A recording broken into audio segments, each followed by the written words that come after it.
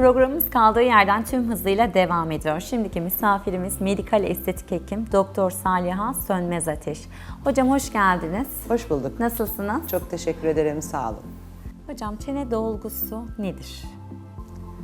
Çene dolgusu yüzümüzdeki doğru orantıyı sağlayabilmek adına çene bölgesinde kullandığımız cilt altı dolgular, dermal filler dediğimiz dolgu uygulamaları aslında en kolay anlatım şekliyle. Çünkü çene yüzümüzde aslında tahmin edemediğimiz kadar önemli doğru oranların sağlanmasında. Ve kocaman bir kas kitlesiyle yapılandırılmış bir bölge. Kasımızın zaman içinde özellikle kullanılması o bölgede bir takım deformasyonlara, çenenin geriye ve yukarıya doğru çekilmesine sebebiyet verebiliyor. Ya da doğuştan daha minnak bir çeneye sahip olabiliyoruz. Bunların hepsi çenenin, alt çenemizin üst çenemizle orantısı farklı olabiliyor. Ve bunların hepsi bizim yüzümüzdeki orantıyı değiştiriyor. Dolayısıyla bir takım, hocamın benden çok daha iyi anlatabileceği gibi bir takım milimetrik ölçümlerle bu orantı tekrar sağlanabiliyor. Bazen de elbette ki medikal olarak cerrahi olmayan yöntemlerle %100 tam doğru oranlara erişmek mümkün olmayabiliyor. Bazen cerrahiyle bile mümkün olamayabiliyor, evet. Ama o aradaki milimetrik farklılıklar kişinin yüzündeki doğru orantının sağlanması çok büyük farklılıklar yaratıyor görüntüde. Evet. Ama tabii sadece doğru orantıyı sağlamak için çene dolgusunu kullanmıyoruz. Aynı zamanda çeneyi doldurduğunuzda öne doğru gerilme olduğu için jawline'ı belirginleştirmiş oluyoruz. Ben onu da çok severim. Hasta jawline yaptırmaya gelir. Sadece çenesini doldurarak bile belirgin bir jawline hattı elde edebiliriz. Evet, çene hattından. Evet.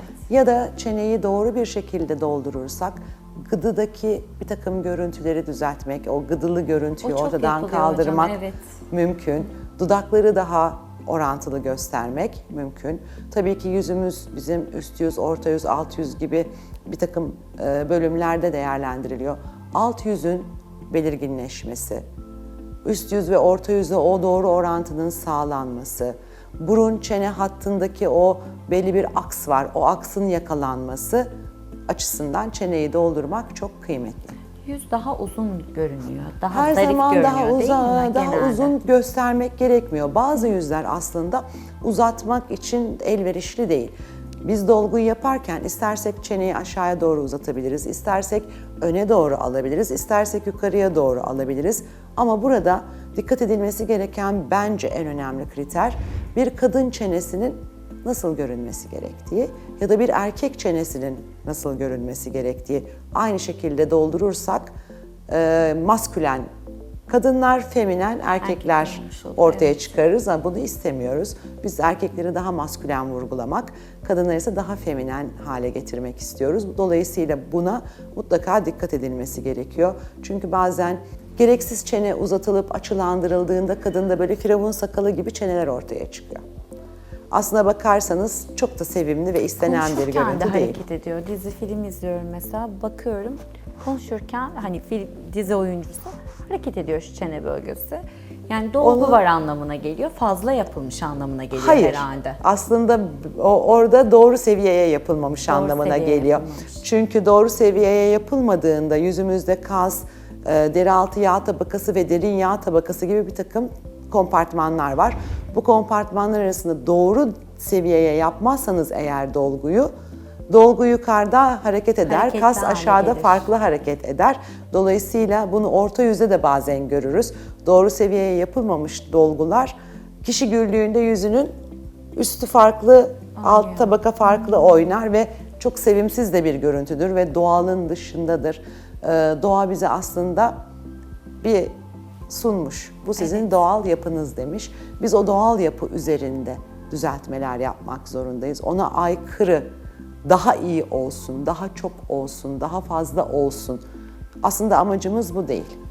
Ben hiçbir zaman medikal estetik hekimi olarak daha çok, daha fazla, daha iyi kavramını doğru bulmuyorum. O bizi hataya sürüklüyor.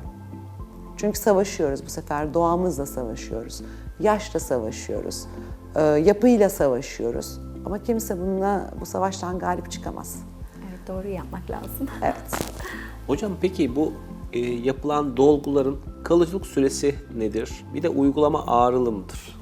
Ya aslında ağrılı bir bölge değil dolgu açısından açıkçası. Çünkü çok fazla böyle duysal sinirlerin olduğu bir bölge olmadığı için çok aşırı dolgu koyarsak ancak gerilme ve basınç ağrısı olur. Ama ortalama miktarlarda kaldığımızda hastanın canı çok da yanmaz. Hatta çoğu hastada hiç yanmaz. Kalıcılık o bölgede iyidir. Yaklaşık 1-1,5 yıl minicik bir dolguyu bile kullanabilir. Çünkü seçtiğimiz dolgularda da bu farklılık olur. Yani hyaluronik asit dolgularda daha farklı bir dayanıklılık süresi vardır. Diğer tip kalsiyum hidroksapatitlerde daha farklı bir dayanıklılık süresi vardır.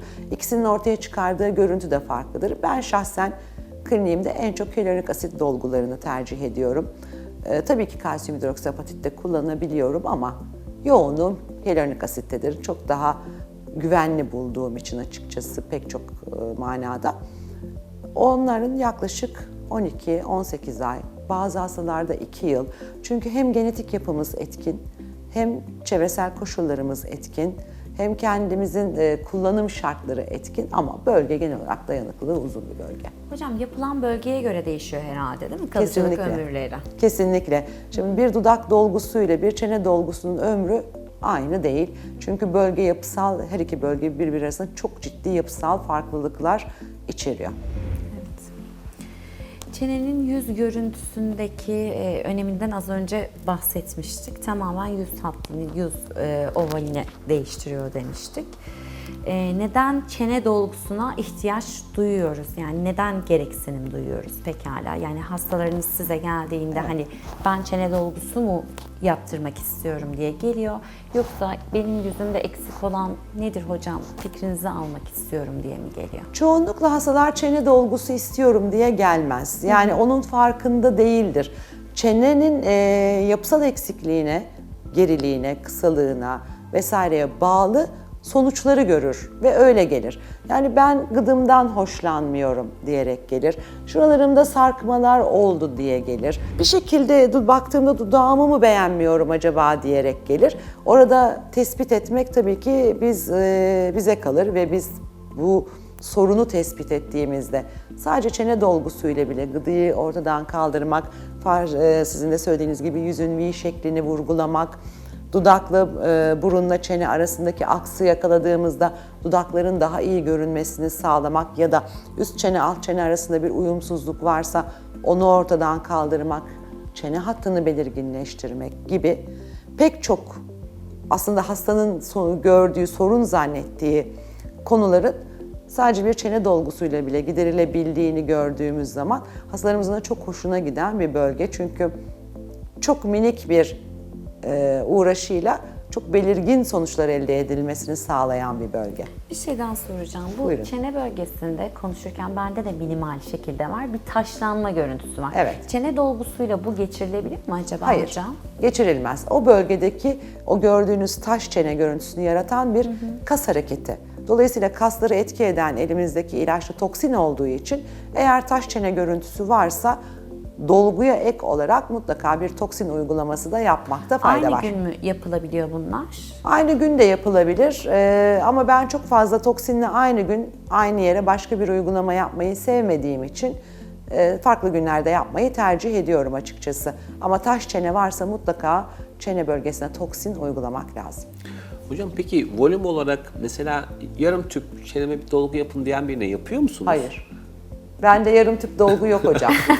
Yani böyle şeylerle Hiçbir karşılaşıyoruz. bölgeye yok. İsteğe bağlı yok hocam da ihtiyaca göre yani ihtiyaç. Yarım tüp zaten hocam. Yani o kadar küçük bir miktar ki bir anlamı da yok. Bir de tabii çok şey gelir hastalardan. Eskiden daha çok geliyordu. Şimdi artık hastalarımız da öğrendi. Bilinçleniyor. Evet. Ben bir tüp alayım, işte birazını bana, birazını kardeşime yapsak olmaz mı? İkiye bölmek. Evet. Yani bunlar gerçekten hem sağlıklı değil. Çünkü biz aspire ediyoruz vesaire. Sonuçta kişisel bir doku giriyor oraya. Evet. Hem de yarım tüpün manası yok hocam. Ben hep söylerim, benim kliniğimde ben orkestra şefiyim. Benim hastalarım da beraber harmoni oluşturduğumuz kocaman bir ekibiz. Ama sonuçta şef benim. Eğer şefiyle uyumlu çalışabiliyorsa tüm ekip, hastalarım yani, çok güzel sonuçlar alıyoruz. O harmoniyi bozmadan ilerlemeye çalışıyoruz. Tabii ki hastalar taleplerini her zaman iletebilirler ama sonuçta olması gereken olmalı. Şu da mümkün. Hasta geliyor diyor ki şu dudağı istiyorum, gerekiyorsa veya şu çeneyi istiyorum, 5 tane dolgu koyun. Bu da imkansız. Ama Bu da. zeminde yoksa, o bütün çıkmayacaksa. Belki bir 5 tane koyacağız ama bunun belli bir süreci var. Evet, bugün çene dolgusundan bahsettik hocam sizlerle. Teşekkür ederiz. Ben çok teşekkür Gayet ederim. güzel bilgiler verdiniz. Evet, bugünkü misafirimiz medikal estetik hekim Doktor Saliha Sönmez Ateş idi. Evet, 8'de sağlık kaldığı yerden tüm hızıyla devam ediyor.